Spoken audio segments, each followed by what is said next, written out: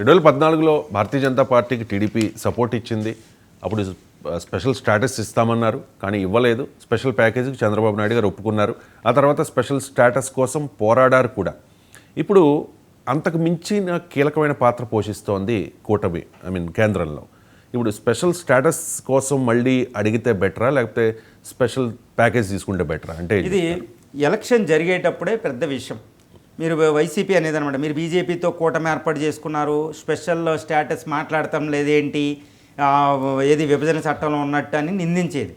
వీళ్ళు ఎప్పుడు ఇంకా స్పెషల్ ప్యాకేజ్ కోసం ఎప్పుడు స్పెషల్ స్టేటస్ ప్రత్యేక ప్రతిపత్తి అనేది మాట్లాడలే. ఎందుకు అంటే ఇప్పుడు ఫైనాన్స్ కమిషన్ అని ఒకటి ఉంటుందండి, ఆర్టికల్ 280 కేంద్రంలో. ఈ ఫైనాన్స్ కమిషన్ ఒకటే చెప్పింది, ఇంకా స్పెషల్ కేటగిరీ స్టేటస్లు ఉండవు ఇండియాలో, 11 రాష్ట్రాలకు ఉంటుందన్నమాట. అది ఇంకా స్పెషల్ కేటగిరీ స్టేట్లు మేము పక్కన పెట్టేసాం నీతి ఆయోగ్ తోటని. ఇంకా విషయమే మరుగున పడిపోయింది. ఇప్పుడు స్పెషల్ ప్యాకేజ్ స్టేటస్ కాదండి, స్పెషల్ ప్యాకేజ్ ఇది విషయం. ఈ విషయాన్ని పూర్తిగా చెప్పారు, ఎప్పుడు కేంద్రంలో చెప్పేశారు, ముందు చెప్పారు, కూటమి ఏర్పడిన తర్వాత కూడా చెప్పారనమాట. ఇప్పుడు మళ్ళీ అధికారంలోకి వచ్చాక కూడా చెప్పారు. ఇంకా స్పెషల్ స్టేటస్ అనేవి, ప్రత్యేక ప్రతిపత్తులు అనేవి దేశంలో ఏ రాష్ట్రానికి ఇవ్వము అని చెప్పేశారు. అంటే స్పెషల్ ప్యాకేజ్ కేంద్రంలో ప్రధాన పాత్ర పోషిస్తున్నారు కాబట్టి స్పెషల్ ప్యాకేజ్. ఇప్పుడు చూడండి, రాజధానికి నిధులు అది అప్పుల రూపంలోన ఈ ముందు ఇస్తుందా, బయటకు అన్నీ రివీల్ చేయరు, ఎందుకంటే మిగిలిన రాష్ట్రాలు ఒప్పుకోవు. సో స్పెషల్ కేంద్రానికి నిధులు వస్తాయి.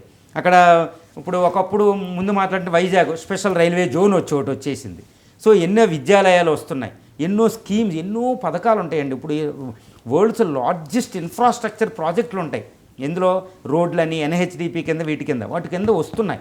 ఇవన్నీ ప్రైమ్ మినిస్టర్ వచ్చి ఇవన్నీ ఓపెన్ చేస్తున్నారు. అర్బన్కి ఇన్ని వస్తాయి, ఏది ఈ అర్బన్ స్కీమ్స్ అని ఇవన్నీ ఉంటాయి.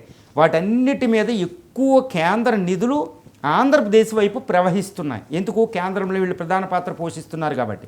అందువల్ల ప్రత్యేక ప్రతిపత్తి స్పెషల్ స్టేటస్ అనేది ఇట్స్ ఎన్ అబ్జల్యూట్, అది పక్కన అయిపోయింది, అది అవుట్డేటెడ్, ఇంకా దాని ప్రస్తావన లేదు. ఇప్పుడు స్పెషల్ ప్యాకేజ్ అంటే ప్రత్యేక ప్రతిపత్తి కంటే ఎక్కువ నిధులు ఇప్పుడు ఇక్కడికి ఎలా వస్తున్నాయో అనేది మనం చూడాలి. అభివృద్ధికి అది ఏ విధంగా ప్రత్యక్షంగా ఇస్తుందో, ఒకసారి పరోక్షంగా ఇస్తుంది, ఆ విధంగా చూడాలి. వైజాగ్ స్టీల్ ప్లాంట్ ప్రైవేటీకరణ అవ్వలేదు, అది చాలా పెద్ద ఇంపార్టెంట్. సో పెట్టుబడులకు గమ్యస్థానం అవుతుంది. ప్రధానమంత్రి గారు ఎక్కువ వస్తున్నారు. ప్రధానమంత్రి గారిని మనం ఎంత బాగా ఉపయోగించుకుంటున్నాం ఆంధ్రప్రదేశ్ అభివృద్ధికి ఇంపార్టెంట్. ఇప్పుడు కేంద్రంలో ప్రధాన పాత్ర పోషిస్తున్నారు కాబట్టి చంద్రబాబు నాయుడు గారు, పవన్ కళ్యాణ్ గారు ఈ ప్రధాన పాత్రని అక్కడ కేంద్రంలో ఎన్డీఏ గవర్నమెంట్లో ఉన్న ప్రధానమైన వీళ్ళ పాత్రని అభివృద్ధి కింద ఎంత బాగా ఉపయోగిస్తున్నారు మోడీ గారిని అనేది అత్యంత ప్రధానమైన విషయం. అదే స్పెషల్ కేటగిరీ. కాబట్టి స్పెషల్ స్టేటస్ లేదు, ఓన్లీ స్పెషల్ ప్యాకేజెసే.